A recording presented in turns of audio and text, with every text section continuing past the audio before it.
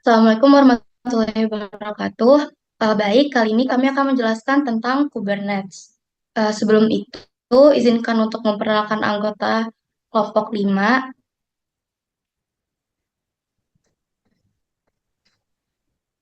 Yang pertama ada Tri Septiani dengan NPM 231506136. Yang kedua, Intan Eka Safitri dengan NPM 231506164. Risdam 231506105, Maka 23150610100, dan Difta 231506128. Kubernetes adalah sebuah platform open source yang digunakan untuk mengotomatisasi pengelolaan, penskalaan, dan penyebaran aplikasi yang berjalan dalam kontainer. Next. Lalu, komponen utama dalam Kubernetes terbagi menjadi dua bagian utama, yaitu control plane atau master node dan worker node. Selanjutnya akan dijelaskan oleh Difta.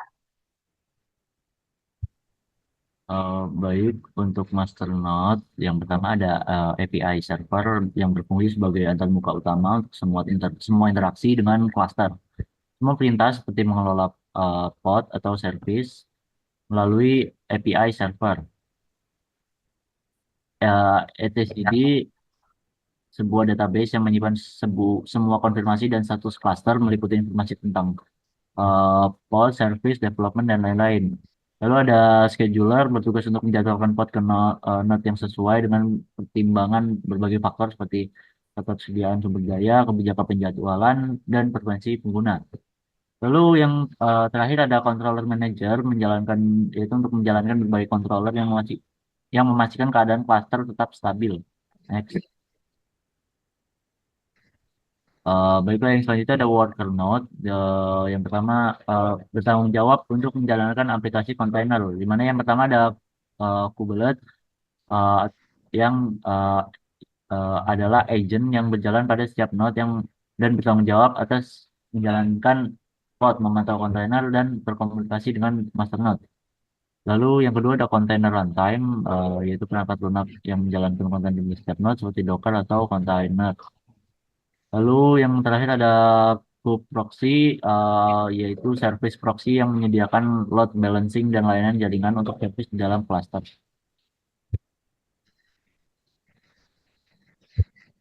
Selanjutnya akan dijelaskan oleh Maka. Selanjutnya yaitu objek penting dalam Kubernetes. Yang pertama ada pod, unit terkecil yang dapat dijadwalkan dalam Kubernetes.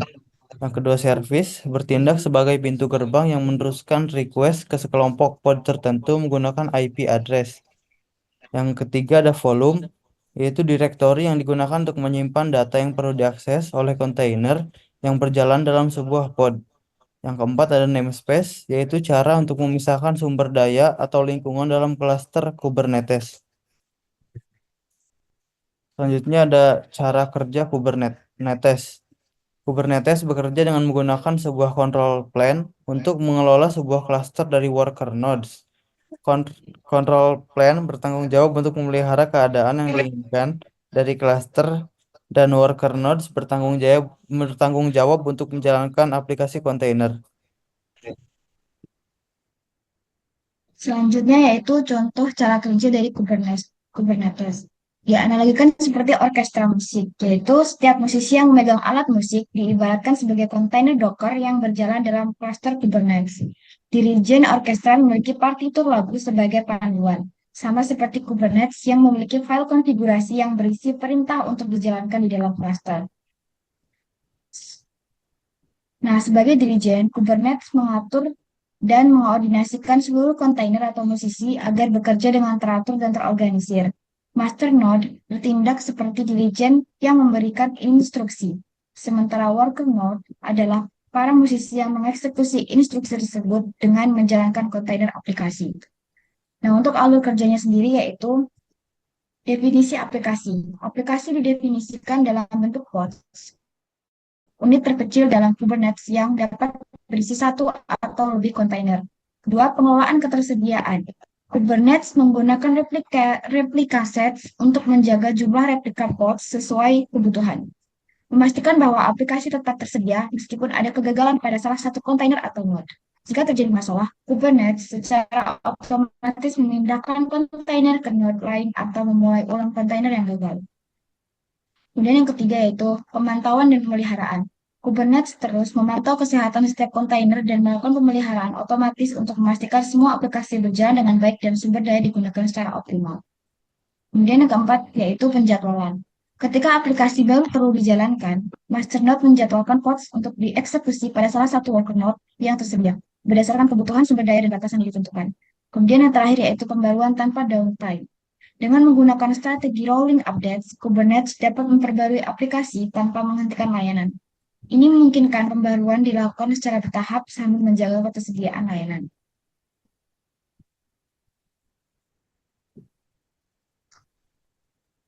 Oke, selanjutnya perintah dasar. Untuk menampilkan daftar pod yang berjalan dalam namespace saat ini, itu dengan perintah kubek get pods. Terus untuk perintah menampilkan log dari kontainer yang berjalan di dalam pod dengan perintah kubek logs my pod. Hal itu untuk perintah menampilkan daftar service yang berjalan dalam cluster itu dengan perintah kubek get service. Lalu itu selanjutnya untuk menampilkan detail informasi tentang pod tertentu termasuk status, event, dan log kesalahan jika ada, itu dengan perintah kubek describe pod my pod. Lalu itu selanjutnya membuat deployment baru dengan image container yang ditentukan dengan perintah kubek create deployment my deployment min image sama dengan engines X. Lalu itu selanjutnya dengan perintah menskalakan jumlah pod dalam deployment, yaitu dengan perintah kubek scale deployment my strip deployment strip replikas sama dengan 3. Lalu itu selanjutnya perintah untuk menerapkan atau memperbarui resource di Kubernetes berdasarkan file YAML konfigurasi dengan perintah kubek apply min f deployment.yml. Oke, selanjutnya untuk demo Kubernetes.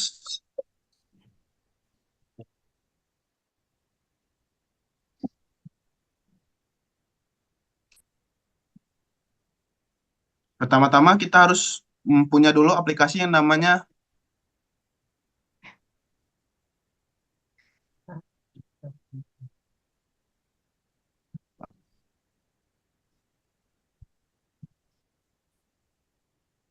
itu kita harus terlebih dahulu install Docker Windows.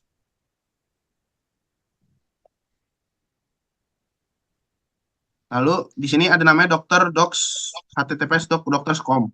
Kita pencet saja untuk masuk ke webnya, lalu kita akan bisa download Docker Desktop for Windows x86. Lalu kita install di sini karena sudah saya download.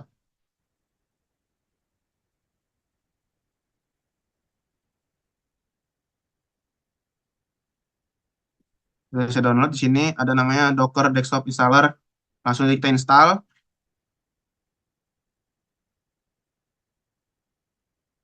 Nah, ini dikarenakan saya sudah menginstalnya, saya sudah install sini.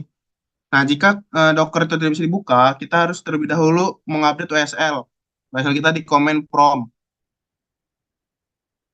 yaitu dengan perintah docker update, min update. Jika sudah, maka kita langsung saja masuk ke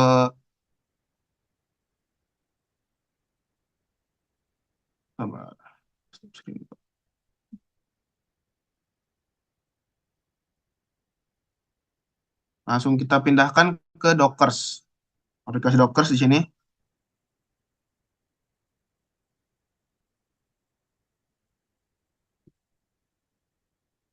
Oke, starting. Kita tunggu saja. Oke, jika sudah seperti ini, kita akan lanjut ke setting. Lalu di sini ada Kubernetes. Langsung kita enable checklist di sini. Lalu apply and restart. Kita bisa tunggu sampai selesai sini, lalu sudah terpasanglah Kubernetes tersebut.